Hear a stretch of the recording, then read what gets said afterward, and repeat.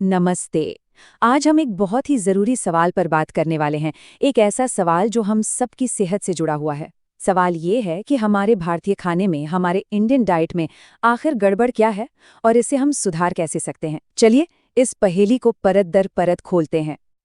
आप देखिए आजकल ये बहुत आम हो गया है। डायबिटीज, बीपी, दिल की बीमारियां, ये समस्याएं हर घर में पहुंच चुकी हैं। शायद ही कोई ऐसा परिवार हो जिसमें कोई इन सब से न जूझ रहा हो। पहले ये बीमारियां एक उम्र के बाद होती थीं, लेकिन अब तो ये नौजवानों को भी अपनी चपेट में ले रही हैं।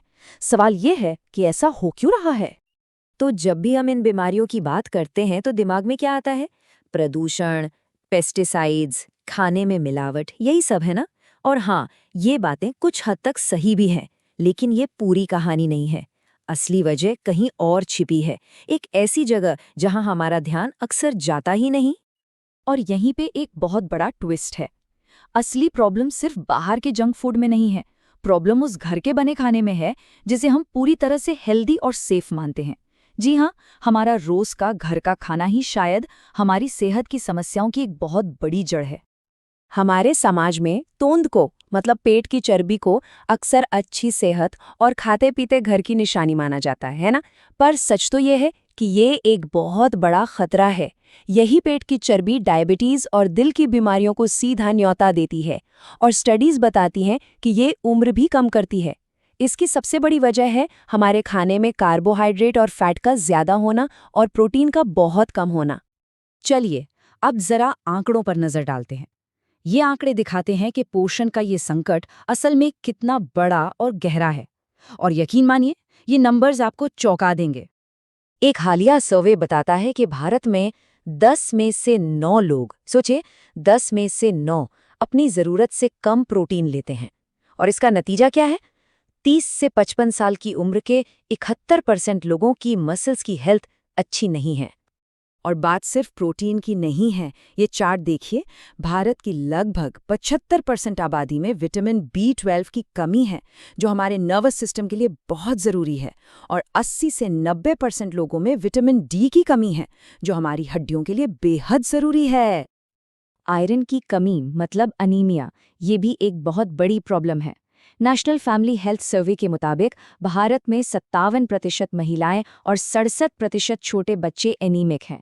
और बच्चों में तो ये उनके दिमाग के विकास पर ऐसा असर डाल सकता है जिसे आप बाद में ठीक ही नहीं कर सकते।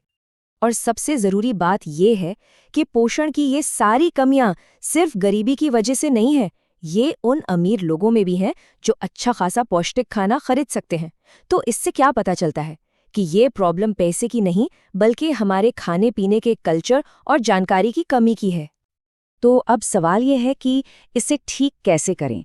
अच्छी बात यह है कि आपको अपना पारंपरिक खाना छोड़ने की कोई ज़रूरत नहीं है।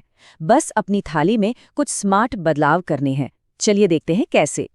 सबसे पहले प्रोटीन के सोर्स को समझना ज़रूरी है। देखिए, 2 तरह के प्रोटीन होते हैं। क्लास 1 प्रोटीन, जो हमें जानवरों से मिलता है, जैसे मीट, अंडा, दूध।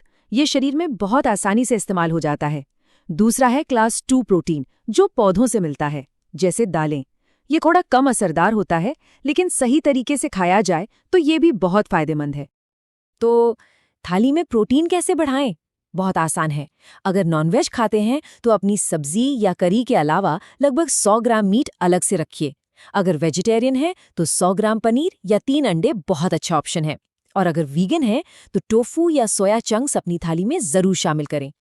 हम में से ज्यादातर लोगों को लगता है कि एक कटोरी दाल पी ली तो प्रोटीन मिल गया, पर सच ये है कि हम जो पतली दाल खाते हैं वो असल में मसाला पानी है। उसमें प्रोटीन नाम मात्र का होता है। ये प्रोटीन के नाम पर बस एक धोखा है। तो अगर दाल से वाकई में प्रोटीन लेना है तो उसे बनाने का तरीका बदलना होगा।